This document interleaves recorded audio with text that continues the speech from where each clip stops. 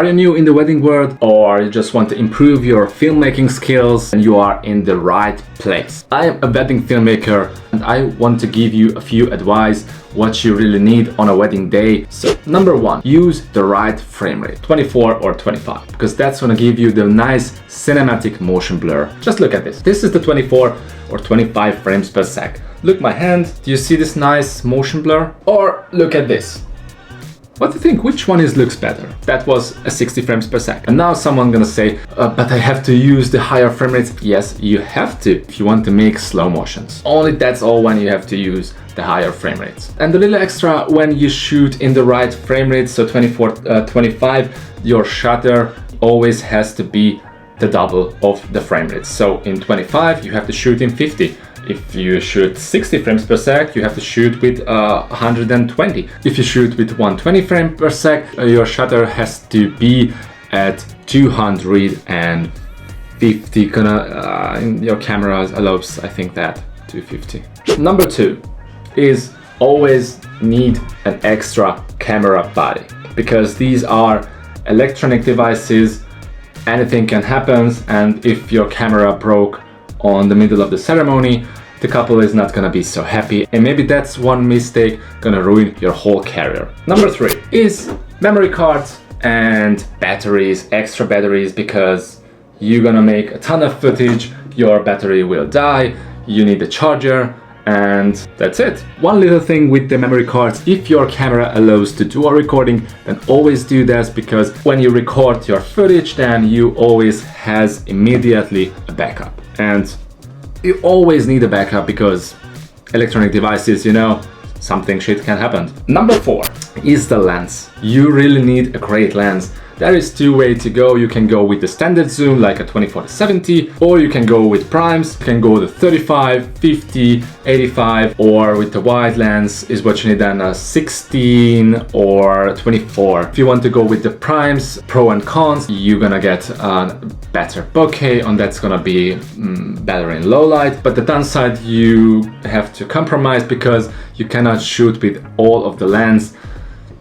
It's up on you what you need, what is your shooting style. Number five, when you have your great expensive lens and with your expensive camera, you can shoot amazing footage. But just imagine it if you are on a bright sunny day outside and you want to keep your shutter, because you have to keep your shutter with your frame rates, and you don't want to lose the nice shallow depth of field.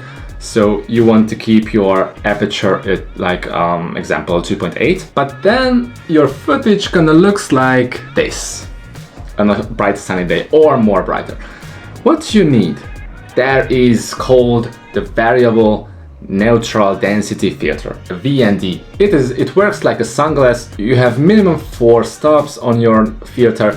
That means you can change the light stops and you can keep your settings on the best position. So this is the footage with an ND, and this is without an ND. Variable NDs must have. Number 6. You hear me? You hear me good?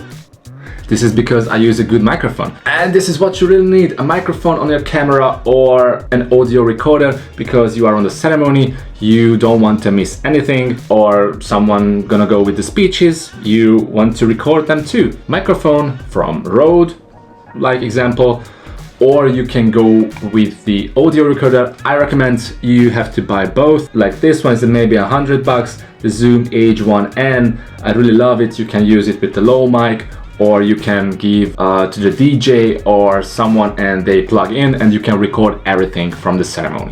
Number 7, do you want to create amazingly floating footage? Then you need a stabilizer, a gimbal, a Steadicam, or a monopod.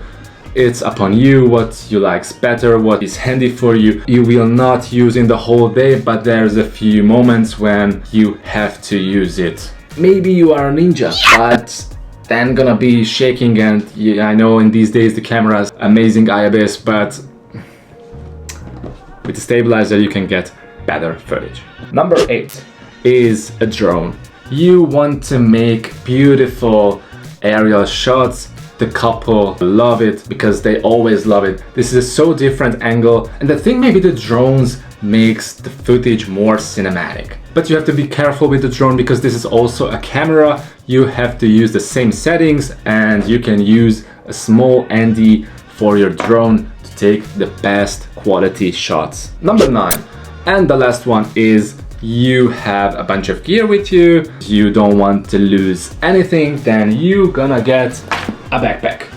If I can recommend one backpack, that's one gonna be the LowPro Protectic 450 Mark II. I love it. Is it high quality, durable? My gear is in safe with this. Fully access from the back,